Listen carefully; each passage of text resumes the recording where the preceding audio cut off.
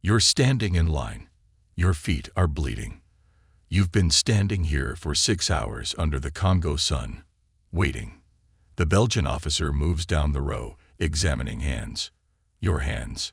He grabs your wrist, turns your palm upward. The cuts from yesterday's rubber harvest haven't healed. The latex burns in the wounds. He doesn't care. He's counting. Checking if you're strong enough for what comes next. The women he points to are pushed toward the barracks. The women he doesn't. You watch them marched toward the forest. You hear gunfire an hour later. They needed to make room for the next shipment of workers. 5 days ago, you were a mother. Your daughter was 7 years old. The Force Publique soldiers came at dawn. They took her. They said you'd see her again when you met your rubber quota for the month. 15 kilograms per day. Every day. No exceptions. You've collected 11 kilograms today. It's almost sunset. You know what happens when you don't meet quota. You've seen the photographs they take. The hands. The feet. The parts they cut off to prove you failed. But here's what the history books won't tell you. What they did to the women, who did meet quota, was worse. This is Belgian Congo, 1885 to 1908. And what happened here was worse than slavery. Because at least slaves were valuable. At least slaveholders wanted to keep their property alive. Here, you were cheaper than the bullets they used to kill you.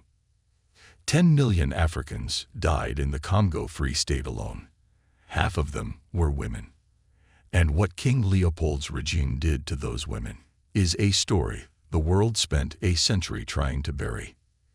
If this history matters to you, hit subscribe. This channel doesn't sanitize the past. We show you what actually happened. The comparison setup. You know about slavery. The Atlantic slave trade. 12 million Africans transported to the Americas over 400 years. That history has monuments, movies, museums. Children learn about it in school. But what happened during European colonization of Africa was different. It was shorter, more concentrated, more brutal. And by some measures, it killed more people faster than any slave system in history. Between 1880 and 1960, European powers carved up an entire continent.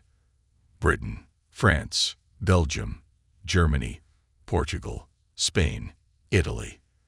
They drew borders with rulers on maps in Berlin, dividing Africa like a birthday cake. Except they weren't taking land. They were taking labor, resources, bodies, and the women. The women serve specific purposes in this machine. Let me show you why what happened to them was worse than slavery. The mechanism. Belgian Congo. King Leopold II of Belgium never set foot in the Congo. He ruled it from Brussels like a private corporation, not a colony.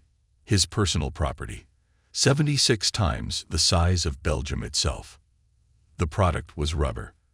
The methods were simple, impossible quotas, hostage systems, systematic terror.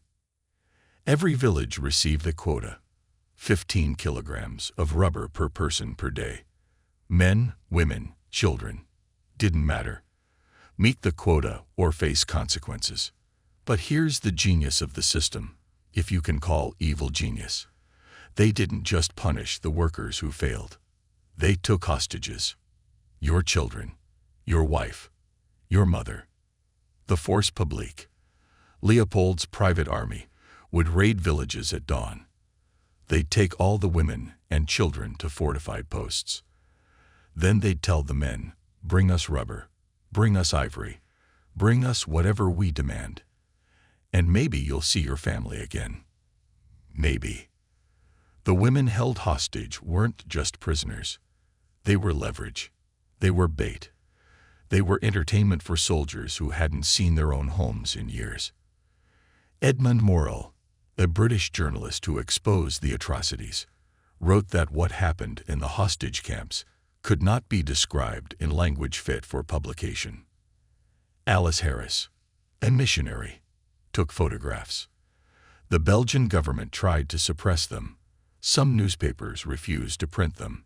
The images showed women who'd been mutilated, starved, violated in ways that Victorian society couldn't process. But the photographs that did get published, those changed history. They showed children with their hands cut off. They showed piles of severed hands that soldiers brought back as proof they hadn't wasted bullets. For every hand in those photographs, there was a mother, a sister, a daughter who watched it happen. Roger Casement, a British consul, documented what he witnessed in 1903. His report described women forced to work in rubber collection, while pregnant, giving birth in the forest, then forced back to work the same day. He described systematic sexual violence by soldiers who had complete power and zero accountability. He described women who were used by force public officers, then murdered when they became pregnant because pregnant women couldn't meet quotas. One woman's testimony, recorded by missionaries, described being held in a camp for 8 months. 23 women entered with her. 7 survived. The rest died from starvation, disease, violence, or complications from what the soldiers did to them. The mortality rate in Leopold's Congo was so catastrophic that the population dropped by 10 million people in 23 years. 10 million people in 2 decades. That's not slavery. That's not economic exploitation. That's extermination with a profit motive.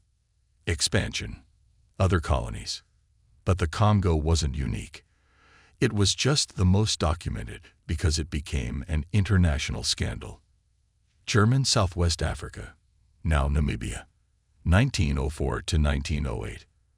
The Veriro and Nama people rebelled against German colonial rule. The German response was explicit genocide. General Lothar von Trotha issued an extermination order. Any Herero found within German territory would be shot. Men, women, children, no exceptions. The survivors were driven into the Amahik Desert. The Germans poisoned the water wells. Established patrols to shoot anyone who tried to escape. 75% of the Herero people died.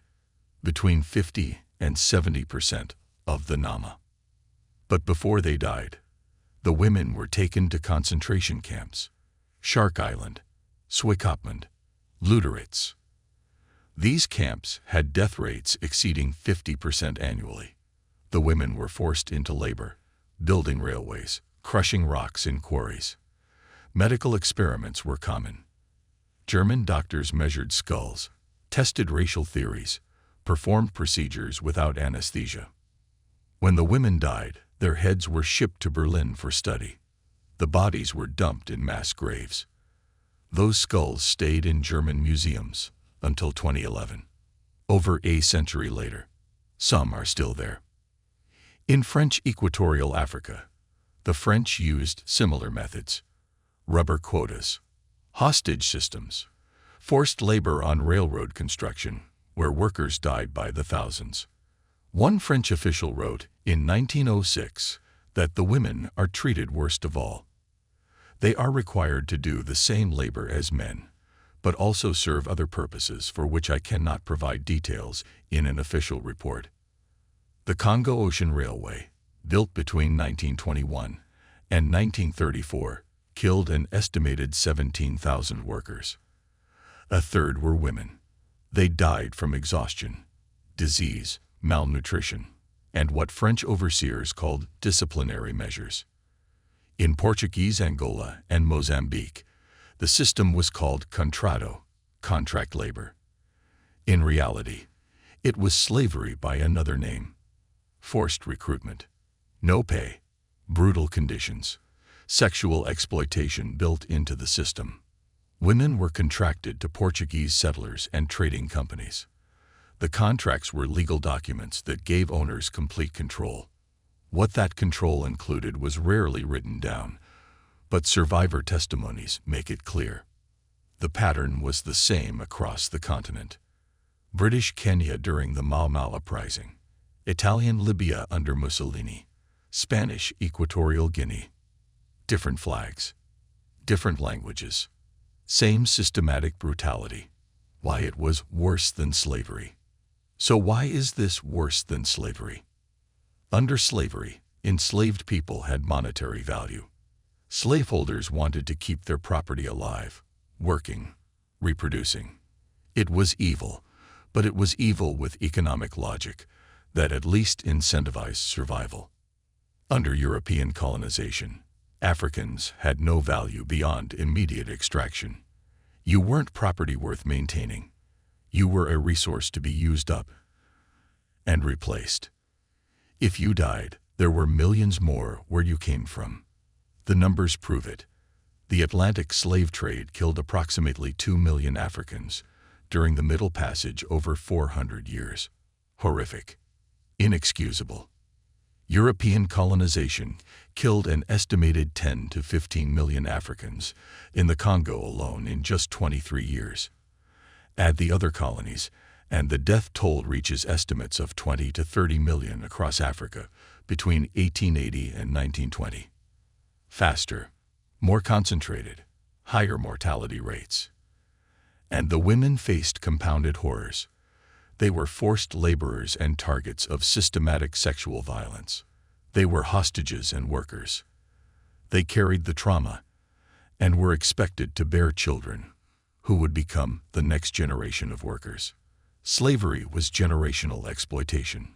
Colonization was generational extermination with survivors. The Atlantic slave trade left 45 million descendants who ensure history is never forgotten. They deserved better than what they got.